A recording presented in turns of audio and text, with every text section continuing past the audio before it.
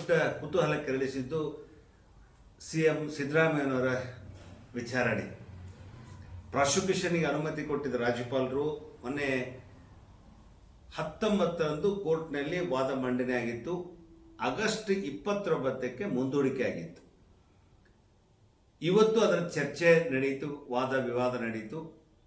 ಆದರೆ 2 ದಿವಸ ಮುಂದೂಡಿಕೆ ಹಾಕಿದ್ದಾರೆ. ಅಂದರೆ ಆಗಸ್ಟ್ 31 ಬೆಳಗ್ಗೆ 10ವರೆಗೆ ಪುನಃ ವಿಚಾರಣೆ ನಡೀಲಿಕ್ಕೆ ಕೋರ್ಟ್ ಆದೇಶ ಮಾಡಿದೆ. ಸಿದ್ದರಾಮಯ್ಯನವರ ಪರವಾಗಿ ಅಭಿಷೇಕ್ ಮನು ಸಿಂಘ್ವಿ ಅವರು ವಾದ ಮಾಡಿದರೆ, ರಾಜ್ಯಪಾಲರ ಪರವಾಗಿ ಹಿರಿಯ ವಕೀಲರಾದ ತುಷಾರ್ ಮೆಹ್ತಾ ಅವರು ಇವತ್ತು ವಾದ ಮಾಡಿದ್ದಾರೆ.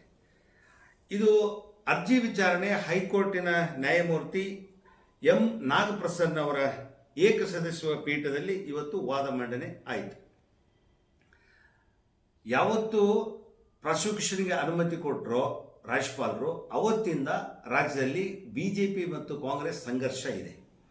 ಮತ್ತು ಅವರು ನಾನು ಕಾನೂನು ಮೊರೆ ಹೋಗ್ತೇನೆ, ಕೋರ್ಟ್ ಮೊರೆ ಹೋಗ್ತೇನೆ, ನಾನು ಅಲ್ಲಿ ನ್ಯಾಯವನ್ನು ಪಡೀತೇನೆ ಅಂತ ಹೇಳಿ ಮನು ಸಿಂಘ್ವಿ ಅವರು ಇವತ್ತು ಹೇಳಿದ್ದು ಏನು ಅಂತ ಕೇಳಿದರೆ, BJPಯ ಕೆಲವು ರಾಜಕಾರಣಿಗಳಿದ್ದಾರೆ, ಅವ್ರ ಮೇಲೆ ಬೇಕಾದಷ್ಟು ಕೇಸ್ಗಳಿದ್ದಾವೆ, ಪ್ರಕರಣಗಳಿದ್ದಾವೆ. ಅವುಗಳಿಗೆ ಪ್ರಾಸಿಕ್ಯೂಷನ್ ಕೊಡದೆ ರಾಜ್ಯಪಾಲರು ತರಾತುರಿಯಲ್ಲಿ ಕೇಂದ್ರದ ಕೈಗೊಂಬೆಯಾಗಿ ಸಿದ್ದರಾಮಯ್ಯನವರ ಮೇಲೆ ಮೂಢ ಪ್ರಕರಣ, ನಿವೇಶನ 14 ನಿವೇಶನ ಪಡೆದರು, ಮೈಸೂರು ತಮ್ಮ ಜಮೀನು ಕೊಟ್ಟರು, ಅದೆಲ್ಲ ಕತೆ ಗೊತ್ತಿದೆ. ಆದರೆ ಈ ಮೂಢ ಹಗರಣಕ್ಕೆ ಸಂಬಂಧಪಟ್ಟಂಗೆ ತರಾತುರಿಯಲ್ಲಿ ಪ್ರಾಸಿಕ್ಯೂಷನ್ ಅನುಮತಿ ನೀಡಿದ್ದಾರೆ ಅಂತ ಮನು ಸಿಂಘ್ವಿ ಅವರು ವಾದ ಮಾಡಿದ್ದಾರೆ. ಯಾಕೆ ಅಂದರೆ ಇಲ್ಲಿ ಈಗಾಗಲೇ ರಾಜ್ಯಪಾಲ ಟೇಬಲ್ ಮೇಲೆ ಇದೆ ಪ್ರಾಸಿಕ್ಯೂಷನ್ಗೆ ಅನುಮತಿ ಕೇಳಿ. ಯಾರ್ದು? ಒಂದನೇದು ಶ್ರೀಮತಿ ಜೊಲ್ಲೆ, ಇವತ್ತು ಕೇಂದ್ರ ಸಚಿವರಾಗಿರುವ HD ಕುಮಾರಸ್ವಾಮಿ, ಮುರುಗೇಶ್ ನಿರಾಣಿ, ಹೀಗೆ ಅನೇಕ ರಾಜಕಾರಣಿಗಳಿದ್ದಾವೆ. ಆದರೆ ಅವುಗಳನ್ನೆಲ್ಲ ಬಿಟ್ಟು ಸಿದ್ದರಾಮಯ್ಯನವರ ಮೇಲೆ ಅವರ ಪ್ರಕರಣಕ್ಕೆ ಸಂಬಂಧಪಟ್ಟಂತೆ, ಮೂಢ ಹಗರಣಕ್ಕೆ ಸಂಬಂಧಪಟ್ಟಂತೆ ಕೂಡಲೇ ಏನು ಅರ್ಜಿದಾರರು ಅರ್ಜಿ ಸಲ್ಲಿಸಿದ ತಕ್ಷಣವೇ ಇವರು ಪ್ರಾಸಿಕ್ಯೂಷನ್ ಅನುಮತಿ ಕೊಟ್ಟಿದ್ದು ತಪ್ಪು, ಎಲ್ಲೋ ಇದು ರಾಜಕೀಯ ನಡೆದಿದೆ, ಇದು ಕೇಂದ್ರದ ರಾಜಕೀಯ ಹಸ್ತಕ್ಷೇಪ ಆಗಿದೆ ಅಂತ ಹೇಳಿ ಇವತ್ತು ಅದು ವಾದ ಆಯಿತು. ಆದರೆ ಏಕಸದಸ್ಯತ್ವ ಪೀಠ ಇನ್ನೂ ಪ್ರತಿವಾದಿಗಳ ವಾದವನ್ನು ಕೇಳಬೇಕು. ಸೊ ಹಾಗಾಗಿ ಆಗಸ್ಟ್ 31 10ವರೆಗೆ ಅಂದರೆ ಶನಿವಾರ ವಿಚಾರಣೆಗೆ ಮುಂದೂಡಿದ್ದಾರೆ. ರಾಜ್ಯಪಾಲರು ಪ್ರಾಸಿಕ್ಯೂಷನ್ ಅನುಮತಿ ಕೊಟ್ಟ ತಕ್ಷಣ ನೋಡಿ ಆಗಸ್ಟ್ 19ಕ್ಕೆ ಹೈಕೋರ್ಟ್ಗೆ ಮೊರೆ ಹೋಗಿದ್ರು ಸಿದ್ದರಾಮಯ್ಯನವರು, ಅವ್ರ ಪರ ವಕೀಲರು. ಅದು 10 ದಿನಗಳ ಕಾಲ ರಿಲೀಫ್ ಸಿಕ್ಕಿತ್ತು. ಅಂದರೆ ಆಗಸ್ಟ್ 29ಕ್ಕೆ ವಿಚಾರಣೆಗೆ ಮುಂದೂಡಿತ್ತು ಅವತ್ತು. ಈಗ ಮತ್ತೆ 2 ದಿನ ರಿಲೀಫ್ ಸಿಕ್ಕಿದೆ, ನಿರಾಳಾಗಿದ್ದಾರೆ. ಈ ಹಿಂದೆ ಯಡಿಯೂರಪ್ಪನಿಗ ಅವ್ರ ಮೇಲೂ ಈ ಪ್ರಾಸಿಕ್ಯೂಷನ್ ಅನುಮತಿ ಸಿಕ್ಕಾಗ ಹಂಸರಾಜ್ ಭಾರದ್ವಾಜ್ ಅವರು ಕೊಟ್ಟಾಗ ಇದೇ ರೀತಿಯಾಗಿತ್ತು. ಸೊ ಈಗ ಇದು ಈ ಅವತ್ತಿಂದು ಇವತ್ತಿನ ಹೋಲಿಕೆಯನ್ನು ನಾವು ಮಾಡಿದಾಗ ಎಲ್ಲೋ ಒಂದು ಕಡೆ ಎಲ್ಲಿ ಸಿದ್ದರಾಮಯ್ಯನವರಿಗೆ ಇದು ಕಂಟಕ ಆಗುತ್ತೋ ಮೂಢ ಹಗರಣ ಅಂತ. ಬಟ್ ಸಿದ್ದರಾಮಯ್ಯನವರು ಸ್ಪಷ್ಟವಾಗಿ ಹೇಳ್ತಿದ್ದಾರೆ, ಇದರಲ್ಲಿ ಯಾವುದೇ ಪಾತ್ರ ಇಲ್ಲ. 3 ಎಕರೆ 16 ಗುಂಟೆ ಜಮೀನು ನಮ್ಮದು. ಆ ಜಮೀನನ್ನು ತಗೊಂಡು ಏನು ಅಂದರೆ ಮೈಸೂರು ನಗರಾಭಿವೃದ್ಧಿ ಪ್ರಾಧಿಕಾರ ಲೇಔಟ್ ಮಾಡಿ ಜನರಿಗೆ ಹಂಚಿಕೆ ಮಾಡಿದ್ದಾರೆ. ಅದು ನಮ್ಮ ಪರ್ಮಿಷನ್ ಇಲ್ಲದೆ.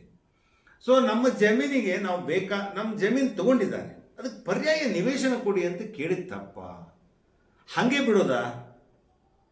ಇದು ನ್ಯಾಯನಾ ಅಂತ ಹೇಳಿ ಅವ್ರ ವಾದ, ಅವ್ರು ಪ್ರಶ್ನೆ ಮಾಡ್ತಾ ಇದ್ದಾರೆ.